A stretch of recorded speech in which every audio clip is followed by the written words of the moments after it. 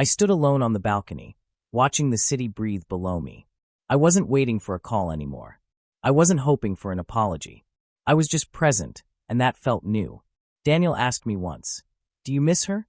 I answered honestly, "I miss who I was before I doubted myself." He nodded. "Then you didn't lose her." "No," I said. "I found myself." Those words stayed with me. I lost a marriage, a home, and a future I thought was guaranteed. I gained silence, clarity, and respect for my own limits. The trade felt painful but fair. Work became steady, not desperate. I chose projects instead of chasing approval. Oliver trusted my judgment. Sarah reminded me to laugh without guilt. "You're different," she said one evening. "I'm lighter," I replied. "You're alone," she added carefully. "I'm free," I said. Freedom didn't feel loud. It felt calm. I woke up without dread. I slept without replaying conversations. I stopped checking old messages. I stopped measuring my worth by someone else's choices. I forgave Emily without telling her. Not because she deserved it, but because I deserved peace. I released Ryan without words. His life no longer touched mine. One night, I looked at my reflection and spoke quietly. "You survived." The man looking back nodded. I didn't become perfect. I became honest. I learned when to walk away and when to stand firm. I learned that love without respect is just fear in disguise. Sometimes the memories still surface. A laugh, a promise, a version of myself that trusted too easily. The scars are there. I won't pretend otherwise. But scars don't mean weakness. They mean healing happened. I stand alone now, but I don't feel empty. I feel complete in a way I never did before. My life is mine again, shaped by choices I make with open eyes. I didn't lose her. I lost the lie I was living. And in that loss, I found something better. I found myself. Not in a dramatic way, but in a quiet, grounded one. Mornings feel honest now. Coffee tastes warmer. Decisions feel deliberate, not rushed or scared. Daniel said recently, "You walk like you're not carrying weight." I smiled. I set it down. Sarah teased, "So what's next?" I answered, "Whatever I choose." That answer surprised me. Choice used to scare me. Now it feels like breathing. I don't need witnesses. I don't need applause. I learned that love should feel safe, not earned through sacrifice. I learned that loyalty starts with myself. I learned that walking away can be braver than holding on. Some nights are still quiet in a lonely way. I sit with that feeling instead of running from it. I let it pass. I don't rewrite the past anymore. I accept it. It shaped me, but it doesn't own me. I move forward slowly, honestly, and awake. I carry my scars without shame. They remind me that I survived what tried to break me. This is my life now. Simple, real, mine. And that is enough. I breathe deeply and step forward without fear. Tomorrow does not promise comfort, but it promises honesty. I choose that path willingly. Whatever comes, I will meet it standing, clear-eyed and unafraid, carrying my past behind me, not on my back, moving into my future with calm strength. I close this chapter knowing I am whole, awake, and responsible for my own happiness, finally ready to live without apology or permission. This is my quiet victory, and it belongs only to me. Today, tomorrow, and every day after. Emily found me outside my office building just as I was leaving. I knew it was her before she spoke. I felt it in my chest, the old weight trying to return. "Please," she said. "Just 5 minutes." I stopped but didn't turn. "Say it." She stepped closer. "I don't know who I am anymore." I faced her then. She looked smaller, tired. Nothing like the woman who once looked at me with certainty. "That's not my fault," I said calmly. Her voice shook. "Ryan is finished." I nodded. "I know. Everyone knows," she whispered. "The debts. The lies. People won't answer his calls." "I warned you both," I replied. "Not with threats. With absence." She wiped her eyes. "I thought I chose strength." "You chose comfort," I said. "They aren't the same." She flinched. "Do you ever think it could have been different?" I breathed slowly. "Only if you had spoken instead of hiding." She looked down. "I was afraid you'd leave." "I left because you betrayed me," I said. "Not because you were honest." Her shoulders shook. "I destroyed everything." "Yes," I said softly. "But you did it alone." She looked up at me, eyes desperate. "Do you hate me?" I thought about it. "No."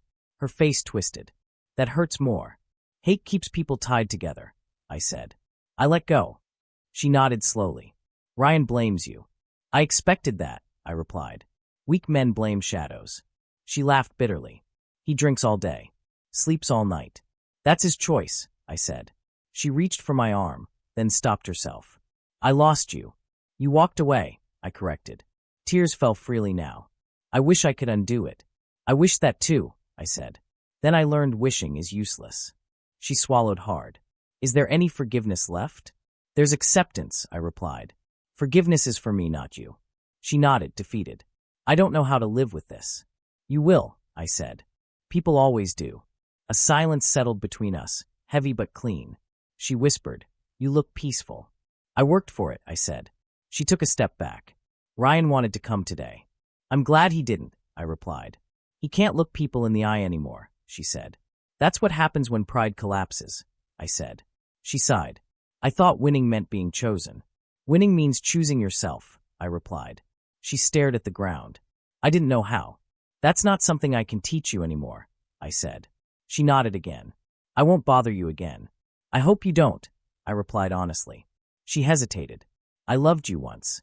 I know, I said. That's why this hurt. She stepped away slowly. Take care. You too, I said. She turned and walked down the street, shoulders heavy, head low. I stood there longer than I expected, not angry, not sad, just finished. Later, Daniel called. You saw her? Yes, I said. How was it? Quiet, I replied. Necessary. And Ryan? He's already punished, I said. Living inside his own failure. Daniel exhaled. You okay? I am, I said, surprised it was true. That night, I thought about revenge one last time. It felt small. I thought about shouting, exposing, destroying. It felt empty. Peace felt larger. I realized their punishment wasn't losing me. It was living with themselves. I walked home slowly, hands in my pockets, breathing steady. No anger followed me. No need for final words. I didn't look back. The city lights reflected off the pavement, calm and steady. I passed the street where our house used to be. I didn't stop. I crossed the road and kept moving. Walking away without anger felt like freedom, something I never thought I'd earn. But I had, and that was enough. I didn't chase their downfall. I watched it arrive on its own. From a distance, everything looked slower, quieter, almost careful. Let it happen, I kept telling myself. Don't touch it. Silence had become my shield. Daniel called one evening. You heard about Ryan? I don't ask, I said. You don't have to, he replied. He's drowning. I stayed quiet. Missed payments, Daniel continued. Arguments with investors.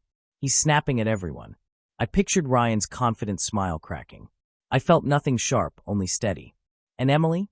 I asked. Daniel sighed. Not happy. The life she imagined isn't real. I warned her, I said softly. Just not with words. Work kept me busy. Oliver trusted me with more responsibility. You're focused, he said during a call. No ego. I learned the hard way, I replied. One afternoon, a familiar name popped up on my phone. Sarah. Long time, her message read. I hesitated, then replied. Too long. We met for coffee. She looked at me carefully. You look different. I feel different, I said. She smiled gently. Stronger but tired. I am, I admitted. She stirred her drink. I heard about Emily. Everyone did, I said. Sarah leaned forward. You don't sound angry. I was, I said. I just don't live there anymore. She nodded. Good. Anger rots from the inside. We talked for hours. Old memories. Laughter I forgot I still had. You used to dream bigger, she said. Before all this. I forgot how, I replied. She met my eyes. You'll remember. News kept reaching me without effort. Ryan's deals collapsed. Promises exposed as lies. He's blaming everyone, a shared contact told me. Especially you. I laughed quietly. I'm not even there. That's what scares him, the contact said. Emily tried calling. I didn't answer. She sent a message. I didn't know it would be like this. I typed once, then erased it. Sarah noticed my silence. You don't know her comfort, she said. I know, I replied. I owe myself peace. Ryan showed up in conversations again. He looks worn, Daniel said. Not sleeping. Drinking. That life demands payment, I said. Do you feel sorry for him? Daniel asked. No, I answered honestly. I feel done. Sarah walked with me one evening. You're lighter, she said. I let go, I replied. Not everything, she said. But enough. Work rewarded me. Confidence returned slowly, like breath after panic. Oliver said, "You're rising quietly. That scares louder men." I smiled. Good. Emily called again. I answered this time. "Are you happy?" she asked. "I'm peaceful," I replied. "That hurts," she said. "I know," I answered and ended the call. Sarah looked at me. "Closure." "Yes," I said. Karma didn't arrive with noise. It arrived with weight, with bills, with regret.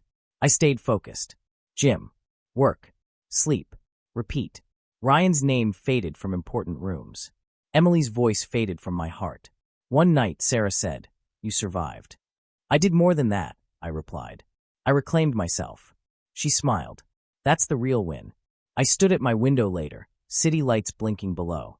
"I didn't push them," I whispered. "I just stepped back, and the space I left became their fall." My life didn't explode upward. It grew steady and strong. Their world cracked under noise. Mine settled into silence. For the first time, I trusted time. Karma didn't knock. It walked in, looked around, and stayed. I watched without touching. That was my power, and I finally understood it. I turned off the lights and rested. Tomorrow would move forward. Not loudly, but surely. I woke up early that morning with a heavy choice sitting on my chest. Revenge felt loud and tempting, but rebuilding myself felt quiet and scary. I stared at my phone, knowing Emily would call. She always did when guilt got louder than love. The screen lit up. "Can we talk?" she asked. "Say what you need to say," I replied. "I don't know how to live with this," she said. "I keep thinking I chose wrong." I laughed softly. "You chose," I said. "Now you're just afraid of the cost." She went quiet. "Ryan is struggling," she admitted. "People are talking. He keeps snapping at me." "That's not my problem," I said. "You don't care at all?" she asked. "I cared when it mattered," I replied. I ended the call and felt something shift inside me. Her regret didn't heal me.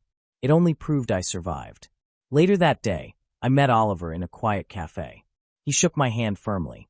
"You disappeared," he said. "I fell," I replied. "Then stand again," Oliver said. "I have work for you. Clean work. Quiet work. No drama," I said. He smiled. "Exactly. We talked numbers, plans, and trust." He never asked about Emily. That respect mattered. News about Ryan reached me through others. Missed payments. Broken promises. People he impressed before now doubted him. "He's cracking," Daniel told me on the phone. "I'm not pushing," I said. "You don't have to," Daniel replied. "Just don't stop moving." I didn't. I woke up early, trained my body, and cleared my head. Sweat burned anger out of me. One night, Emily texted, "Do you ever miss me?" I typed deleted, then replied, "I miss who I was." She didn't answer. Work with Oliver grew fast. New contacts. New confidence. No lies. No betrayal. I saw Ryan once at a distance. He looked tired. Smaller. He didn't see me. For the first time, I didn't feel anger. I felt control. Emily called again.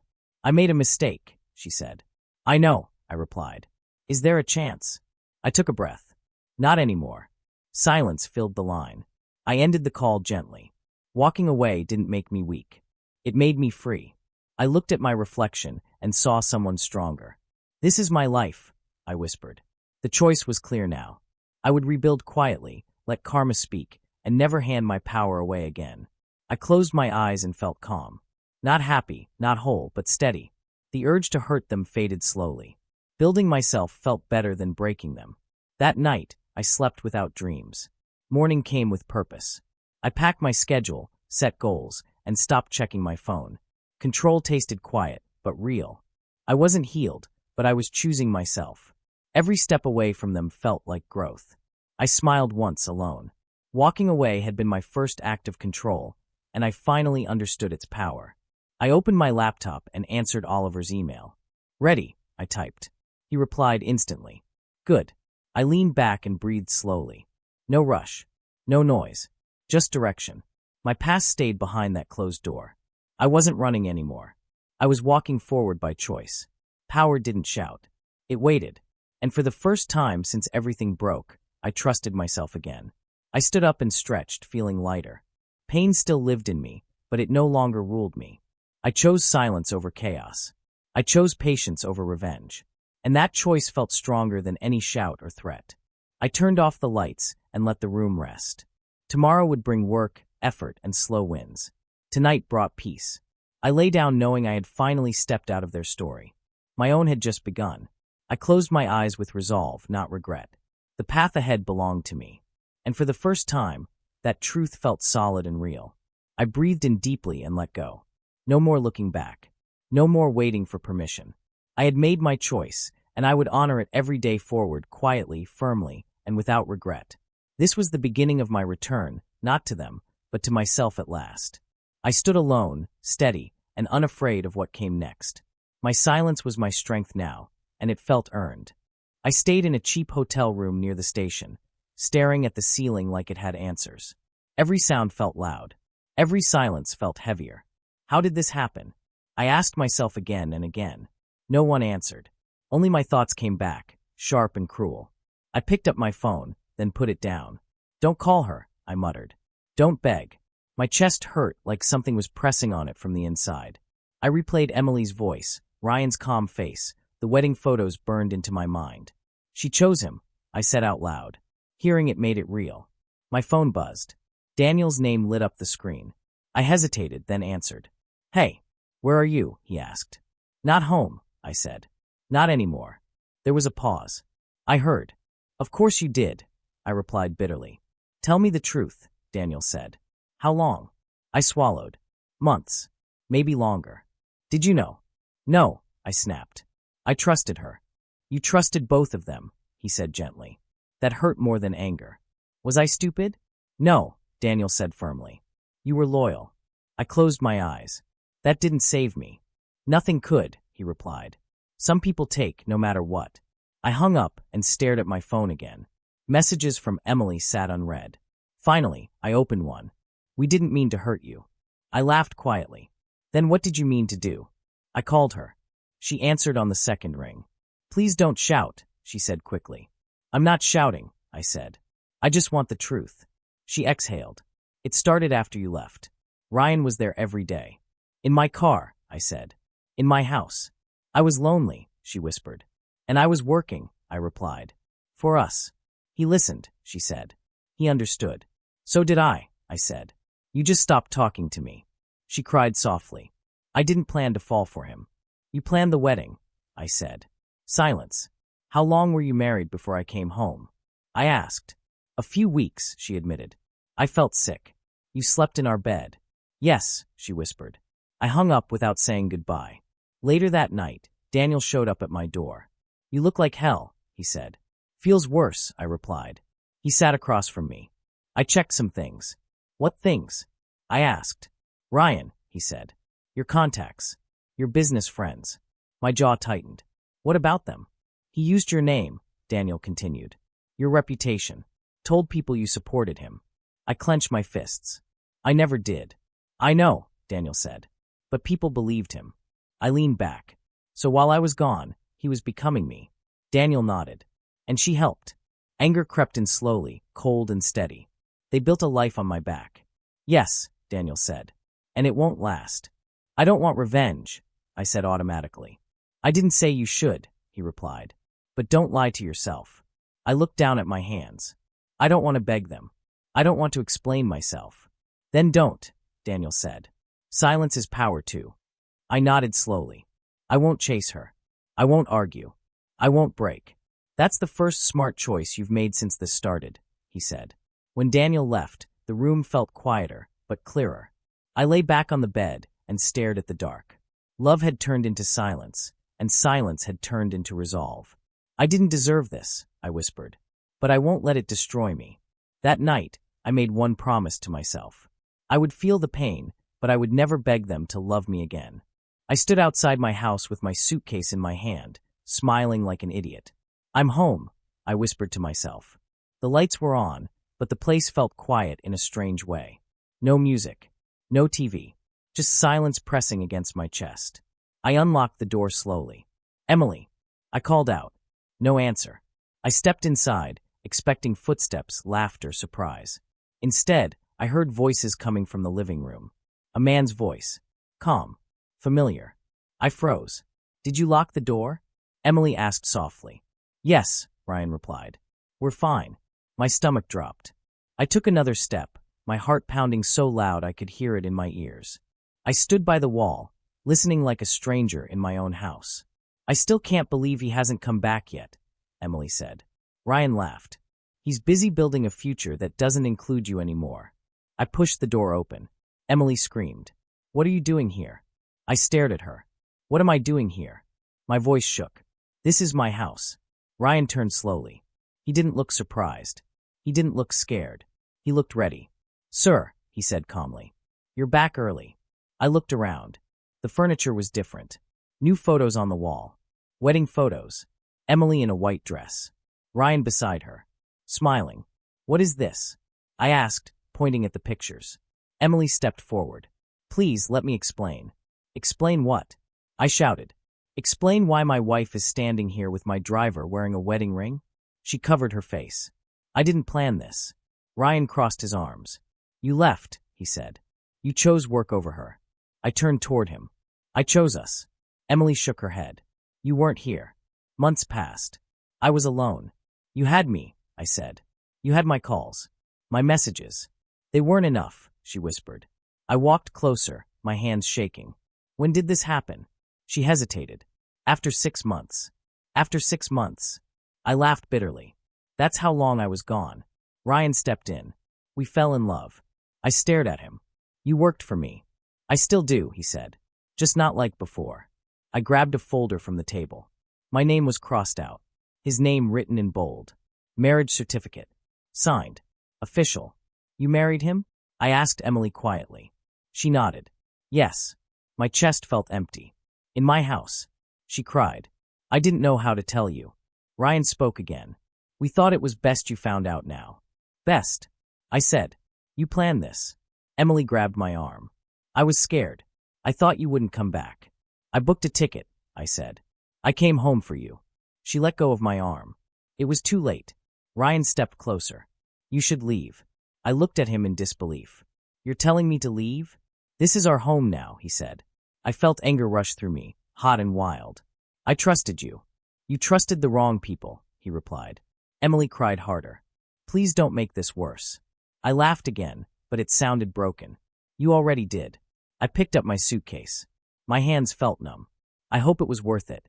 Emily whispered, I'm sorry. Ryan said nothing. I walked to the door, every step heavy. I turned back once. I loved you, I said to Emily. I would have given you everything. She couldn't look at me. I stepped outside and closed the door behind me. The lock clicked softly, like it was sealing my life away. I stood there for a moment, staring at the door that had changed everything. Then I walked away, carrying nothing but shock, rage, and a heart that felt completely shattered. I used to believe my life was simple and solid. I had a good career, a comfortable home, and a wife I trusted with everything I had. We built this together, I always told myself. Every morning, I woke up believing I was a lucky man. Emily was my world, and I was proud to call her my wife. You're really leaving again? Emily asked that night, standing by the bedroom door. I don't want to, I said, pulling my suitcase closer. But this deal overseas changes everything for us. She walked toward me and touched my arm. I know. I just hate the distance. I'll call every day, I promised. I won't miss a night. She smiled, but her eyes looked unsure. You better not. I kissed her forehead and whispered, this is for our future. My work abroad wasn't a choice anymore.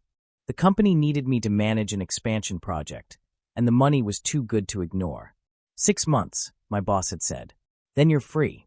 I told myself 6 months was nothing. People survive worse. At the airport, Emily held my hand tight. Don't forget us over there, she joked. I laughed. You are the reason I'm going. As I walked away, I felt a small ache in my chest, but I ignored it. Trust makes you brave like that. Living abroad was lonely, but I stayed busy. Long meetings, late nights, endless calls. Every break I got, I checked my phone. Emily sent pictures of our house, our garden, her smiling face. Miss you, she texted almost every day. I miss you more, I replied one night. She called me after dinner. I made your favorite pasta.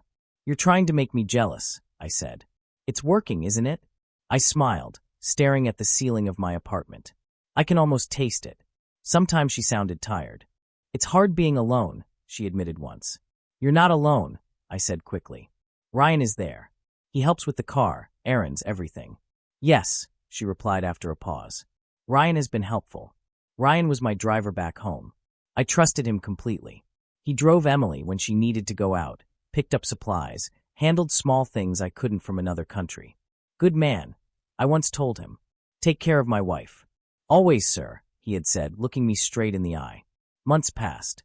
The deal moved slower than planned. I felt proud when my boss shook my hand. You saved this project. That night, I called Emily. I might finish early, I said. Her voice changed. Early? How early? Maybe a few weeks, I replied. I was thinking of surprising you. She laughed, but it sounded forced. You don't have to rush. I want to, I said. I'm tired of screens. We talked less after that. Messages became shorter. Calls ended faster. I blamed time zones, stress, work. Don't overthink, I told myself. She's just tired. One night, I couldn't sleep. I stared at my suitcase in the corner. Why wait? I asked myself. I had the money. I had the time. My heart felt heavy, and I wanted it quiet again. I sent Emily a text. Long day. Talk tomorrow. Okay, she replied. I booked my ticket that same night. As I packed, I felt excited and nervous. She'll be happy, I told myself. She'll smile that smile I miss. I imagined opening the door, calling her name, holding her again. I believed I was coming home to love, to safety, to the life I thought was mine. I had no idea I was walking straight toward the moment that would destroy everything I believed.